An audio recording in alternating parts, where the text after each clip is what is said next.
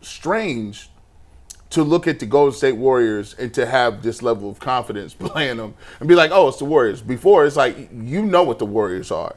And you mentioned it a little bit, and Draymond Green said it this earlier this year. He said, the Cavs are scary. Like, the way they move the ball reminds me of how we used to move it, and the way we used to swing that thing side to side and just do his thing. And people thought it was a little bit of hyperbole. Okay, they were in that long little stretch, and I think as the season kept going on and on and on, and they kept playing that way, and you start to see the improvement and the little other wrinkles that they start adding. People go back and listen to those comments. Draymond said, yeah, when you play this way and it ain't ISO Joe, your turn, my turn, and you could get this down to a science where in crunch time you can play like that. The biggest thing about what he said, though, is because the Cavs, this version of the Cavs is, quite frankly, a mirror of the 2014-2015 Golden State Warriors. And he was talking about, learning Steve Kerr's system and how they were picking up. And it's the same type of system. What scarier is, the Cavs picked it up faster. They hit the ground running much faster. The learning curve, it wasn't steep at all. And so it makes all of us believe that once Kenny really get this offense in, and we get past this all-star break and we really like humming on all cylinders, this team is truly dangerous. Truly dangerous. Yeah, I take a look at tonight. You got to read? No, I just got a question for you guys. Do you think the offense can keep it going for the entire road trip thing, Earl? Because I know we were talking about how playing on the West Coast is a little bit tougher, but do you think they can dominate the rest of these last 3 games this week up to Friday? I think so. I don't think the Cavs has given me a reason to believe that they won't continue to dominate. I mean, you have a couple of days off between your last game here at home. You travel to Denver. You play in that high of an altitude, different time zone, and you're going against a team that has won a championship, 2 years ago? And so you hit the ground running. Like, that game was over before it got started. This is who the Cavs is, right? And so I don't never find it hard to believe that they can withstand or sustain the level of dominance that they've been playing with because, like as you said, G, this is not a nice story. This team is just flat out nice. Yeah, I think they'll keep it going. The reason I actually think they'll keep it going is it's the first year of the iteration of this team. You go back and listen to the Warriors talk about it. That's why it's so difficult to repeat and go back to back. Like, because the first year is new energy. It's a new relationship that you're forming with the coach. Everything is going well. Especially if you get some, guys that are filling in off the bench and you got health. And so you have that continuity and that good mojo working. So the first year, you're not that tired. Every game, like, you guys have known and been around the game. When you're winning, nobody is tired. If it's third, fourth quarter, ain't nobody tired because you're looking to get your stats. You look at it, it's fun. Playing and not having to think about the minutia of the game. It's fun when everybody's hitting on all cylinders and you're winning at a high level. Where it becomes a factor is when you win and you get to the top of the mountain and now people is chasing you. Now you're not a nice story. People going to give their best shot every single week that they come out and play you if you are a champion. I think the Cavs are chasing people. I think they're chasing the Celtics. They're chasing... And frankly, they're chasing a little bit of respect. I think it makes them mad a little bit that they're not on national TV games. I think it's a little kind of wild that the best team in the NBA with the best record, they didn't even have a Christmas Day game. They're still fighting to get that recognition. I actually be very interested to see how many All-Stars they get. And how many of the core 4 members that they will put in the All-Star game. But I think that kind of stuff kind of fuels them. So it's going to be very rare, Dustin, for you to see them show up against a marquee team like the Warriors or the Lakers and just look tired and not into it. Yeah, I don't think you're going to see a game. Maybe you will at some point, but I don't expect it. A game where it's just like where the Cavs go out and just don't have it. Yeah, or like don't show up. Like that one game we talked about when they were in Miami, had the Miami flu. Even then, when it was like they were down like 8-10 points the whole game, they still kind of in that third, fourth quarter window got it to like 2 or whatever it was, and we're like, all right, maybe they're going to. Maybe, yeah. So like I just don't expect an effort breakdown from these guys. They're gonna play well. The other thing I thought about too, guys, for years, we've been talking about this team, and we use the term the quote core four, right? It's a term that no team I think in the league can say that they have. And we were probably a little premature with it because we're like core four, because it was always the big three. We got our big three. Well, the core four, all of a sudden, is like the big three. Like they're all pulling their weight. You got 4 guys pulling the weight of what teams that are championship caliber teams, they've got 3. Maybe the Cavs have figured this out, and these 4 dudes and all the other ancillary pieces as well. But we may have 4 players better than the sum of any 4 players of any team across the league. Like a cheat code. It is, because there's no overlapping skill sets. Like everybody has a very, just pronounced role. Jared is going to energy, rim run, pick and roll. He's going to be an anchor defensively. You don't have to run plays for him, and he knows where he's going to get his money off. Evan Mobley is the unicorn-esque guy. If you're going to let him have 4 or 5 threes, he can shoot the ball from the outside. He's an underrated passer, and he's a savant when it comes to defense, switching, moving, blocking shots. Donovan Mitchell is your closer. Gets anytime he wanted to, can get a shot anywhere he wants. Explosive, fiery. He's the leader. And then Darius Garland is the point guard that can still shoot the ball. He can still assist. He's lightning quick off the dribble, can get in the lane, got the floater. They got all of those guys have different skill sets, and they understand where it is I need to be at to get my money off. And I think that makes them very difficult to beat. Not only that, they're selfless. I remember after the Jazz game, first of all, when we played Utah, I think that was one of the few times this year that we might have played a team that actually had 2 legit 7-footers in the front court. And that kind of gave the Cavs some fits, right? And Kenny made the decision to, I can't play Jared and Allen right now, right? I'm going to roll with Evan Mobley. Jared, you got to sit. And normally in those situations, people can feel some type of way. But when you're that selfless and everybody is moving in the same direction, chasing the same goal, they spoke after the fact to how, when those situations happen, how supportive Jared Allen is, how encouraging he is, and things like that. And so it goes back to the cohesiveness and the chemistry.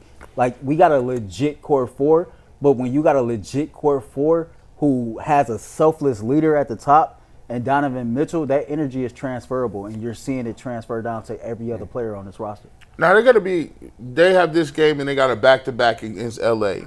What is the optimum situation on this back-to-back? Do you think the Cavs – because here's the thing. If they are losing the game, they may take the starters out and play the rest of the guys because they are on a back-to-back, or it's a double-edged sword. They could, if it's a game where it's a nail-biter and it goes to overtime, or it's deep in the fourth quarter where the guys are playing hard. Do you expect that to kind of change the way Kenny looks at going at the LA Lakers, because it is the first night of a back-to-back, and is he looking at it in terms of, I want to get all of these? I think that you take every game for what it is. I don't think you can even worry about the Lakers right now. I think you got to just worry about Golden State, let this game play itself out to however it may be, and then you make decisions on how you're going to go into that back-to-back after the fact, right? I don't think you can have this preconceived notion of how this is going to play out, because that's how you can find yourself behind the 8-ball. So just go in there, play Cavaliers basketball, let the result be what the result is, and then, you worry about that when it's time to cross that bridge. I'm not really worried about the Cavs in a back-to-back situation. I think the coaching staff does a phenomenal job of staggering the minutes of the core 4, and we have a pretty deep bench, and those guys, you got carriers who can play 20, 25 minutes a game if it came down to it. So I think we got enough depth to be able to sustain that, even if the outcome was this is a, hard-fought overtime game, whatever the case may be, because that's still LeBron and the Lakers, right? So look, I think it's one of the good problems to have. If you are looking at this game and you say, look, it's back-to-back against Steph and LeBron or whatever the case may be, the cool thing about the Cavs is they're not an old team. Evan Mobley is a young guy. Garland's a young guy. I mean, they don't have, one of those aging rosters where you're thinking about minutes restrictions or, hey, we want to limit this guy a little bit. And the great thing about the Cavs, and I think I kind of go back and forth with Jason and McNuggets sometimes, is like, who says you can't play 10 guys? Like, who says you can't play 8, 9 guys? Like, why is it that we have to be like, reduced to 8 or 7 or 8 guys that we can play?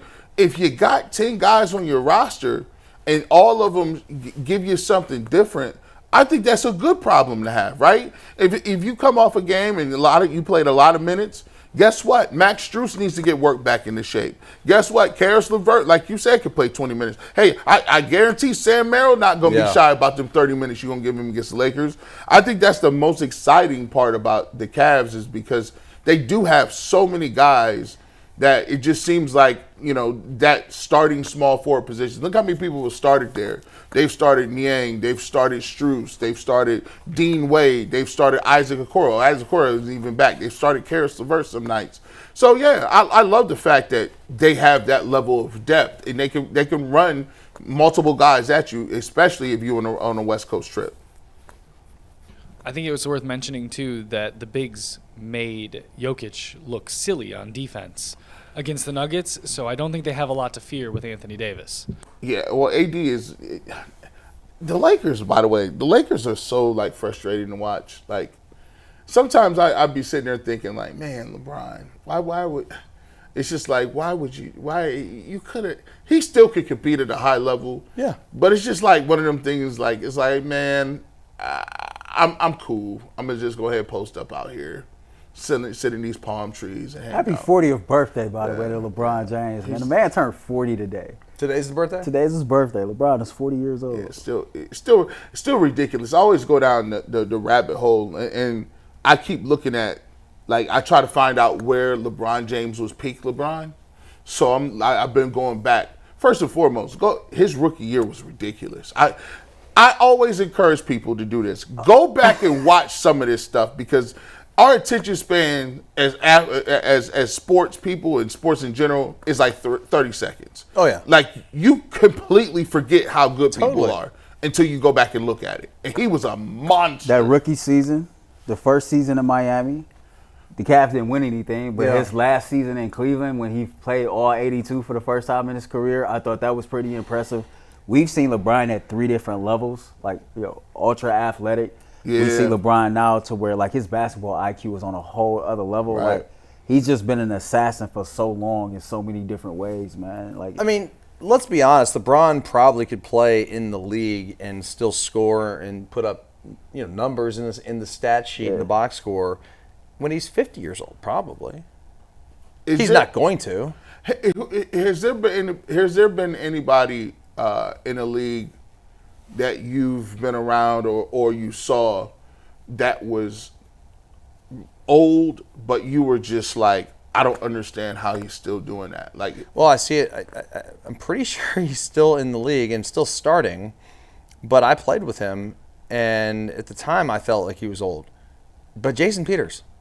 Wow. Yeah, you're right. Damn, Jason Peters. Jason Peters. And he plays O-line. Played 20 years.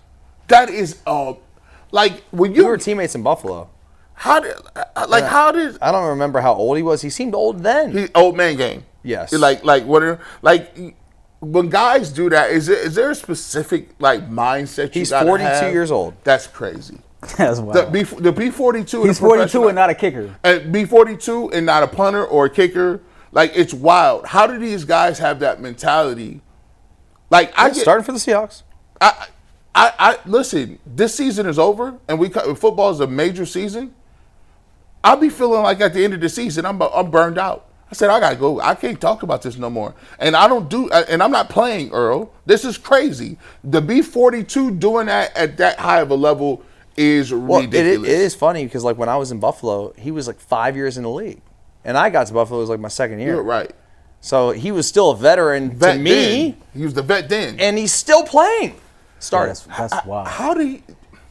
What kind of mindset do you have to have? Don't you have to I don't know. Built different. how do you wait? You also have to be super blessed because for your body to be able to hold up, let alone be able to just get out of bed and walk. Yeah. To be able to go out there and block these defensive ends, these kids. Think about this, dude. Kids. Yeah. You're 42. How old are you now? 43. You're 43. Imagine trying to block Myles Garrett. At 43 years old, Bro, I couldn't imagine blocking him here at Are you 27. serious? Like that's crazy. I only make the point to you because you actually in your heyday probably could have put hands on him. But no, I die. Like he take life points away from me. Like he take life points. I would lose like a whole 6 months off my life just because he's like, no, I'm not. I don't even get physical doing nothing.